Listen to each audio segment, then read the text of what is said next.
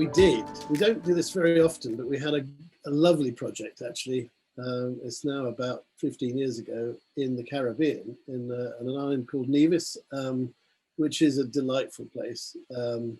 It's a very small, little, polite island, arguably paradise. It is actually where Charles and Diana went on honeymoon, coincidentally. But we had a project which was to build 15 villas. The Caribbean is a lovely place to visit. To build, slightly trickier because there is a fairly relaxed atmosphere out there. So getting people to turn up and actually build buildings tends to be a little bit more of a challenge than it might be here. And in the end, they built 5 before it all went a bit sour. That being said, we were approached a year or so ago by the owner of the land again to sort of revive it. Nothing, unfortunately, has come of that, but we live in hope. Oh, very long time ago now. I went to Kingston University as it is now, and the same process is true of today. Effectively, you do a degree, a 3-year degree. After that, you then spend a year out in industry. So you work for a practice and get some experience. Then you go back to college to do another 2 years. In Kingston, it was a diploma. I suppose the equivalent of an MA in other courses. And at the end of that, you then do a further year out. And at the end of that, you're in a position to take your, finally, Part 3 exams, which allow you to call yourself an architect. And if you got that far, you are desperate to call yourself an architect. And so I did it in fairly short order and took my exams as soon as I was technically able to.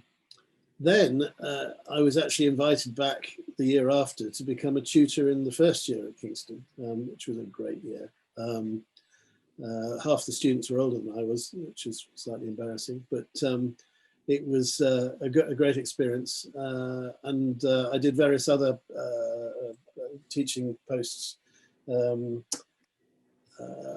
around some of the universities in London over the next 2 or 3 years. And then again, 5 or 6 years ago, I was an external examiner at Kingston for 3 years. So I still dabble in the academic world, although it has changed a little bit.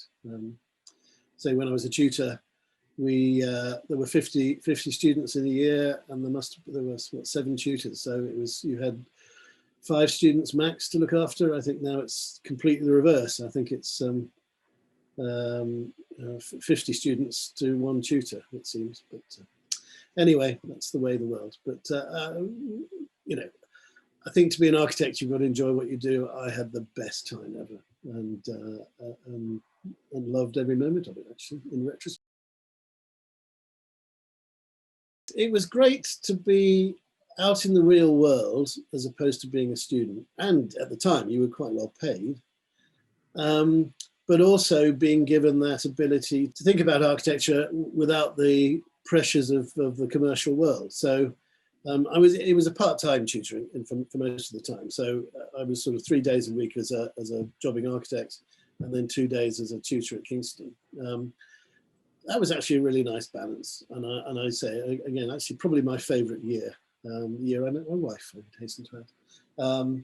But it was quite good because I was young enough to be almost part of the studenthood, but I had a bit of authority. I learned an awful lot from the senior common room. So I mean, once you were the tutors some of which had taught me. I mean, I found some lovely stories about the fact that what I thought was chapter and verse and the God's truth was in fact a little bit elaborated to entertain the troops. But I'm not going to name names or say what those truths were, but there's an art to teaching. Some of it isn't necessarily providing all the information people might expect. No, I've just relived it. Yes, actually, I probably would.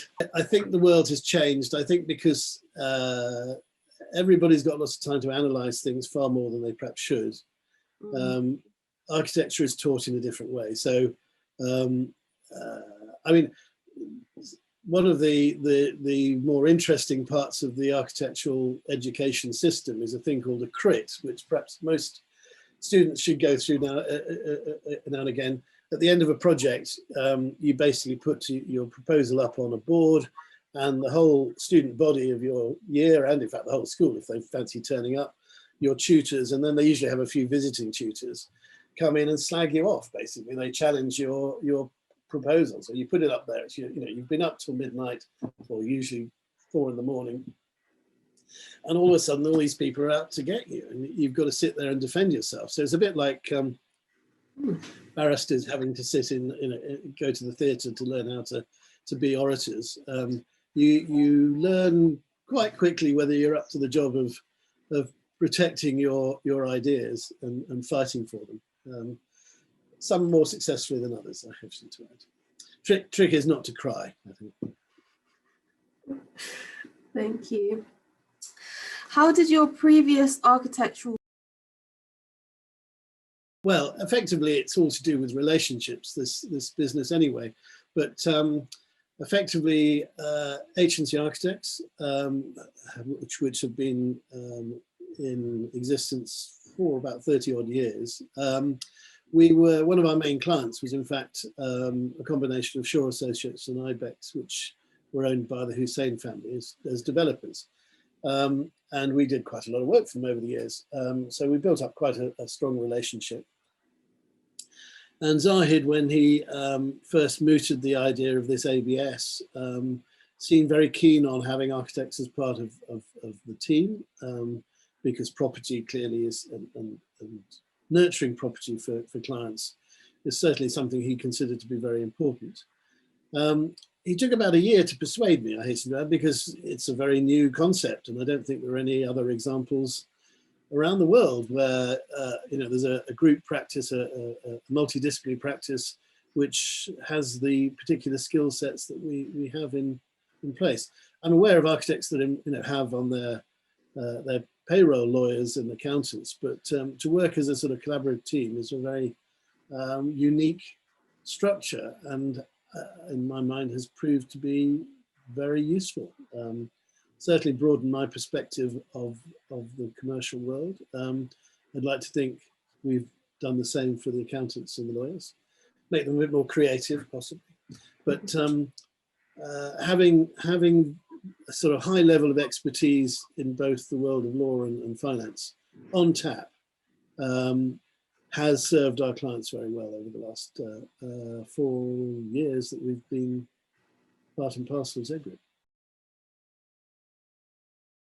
We've got several really exciting projects on the cards, but I suppose to pick one, which is really just at sort of the early stages, we're designing a tower block in downtown Bracknell, in the middle of Bracknell town centre, which will be slightly tempered in terms of its use related to the world of COVID. It's effectively mostly a residential block. We're aiming to have about 60 odd flats in the main body of the building, but it will also include facilities to serve those flats, so that spaces that will be dedicated to gyms. We did talk about a swimming pool, that's rather expensive. A coffee shop, a sort of work space, hot desking area. I mean, it's not a new concept as such. I think there's several very good examples around London, but certainly in Bracknell, it's a fairly new idea. We're just on the beginning of it, so we're designing the fun bit. But it's a grown-up project and an interesting client. And we're aiming to make a planning application in the early spring next year. So watch this space. Well, I think it's fair to say I enjoy my job. Architecture is 90% pain and 5% joy, but that 5% joy does see you through. It's a very creative project, a very creative job, and those of us who practice it, do it for love as much as anything. But I think joining a bigger, and I think most architects spend their careers working in a siloed architectural practice. So you see the world in a particularly, I would say narrow way, but a dedicated way. Joining Z Group has given me a much broader perspective on the way things go, and I suppose highlighted that how money influences most decisions, it seems. And if you understand that, then that actually gives you a little bit more latitude to get those decisions to go in the right way. We've now got a great team of people,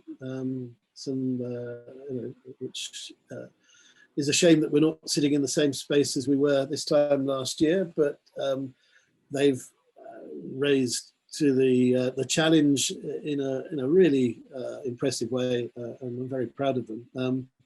But we've actually got a very good team who all seem to get along, generally speaking, and it's quite a close, fairly young, very diverse group. So I think the people are, it's very enjoyable to working with the people.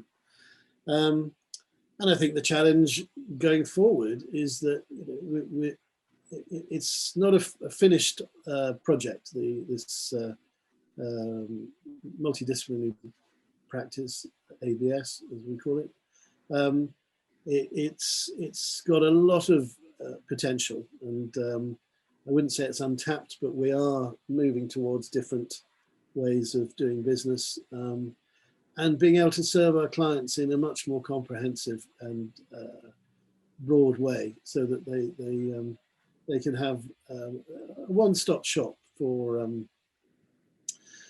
valued advice, which is coordinated as well. I mean, the idea of an architect, a lawyer, and an accountant all sitting in the same room with a client, I think is unheard of in any other environment. Normally, as different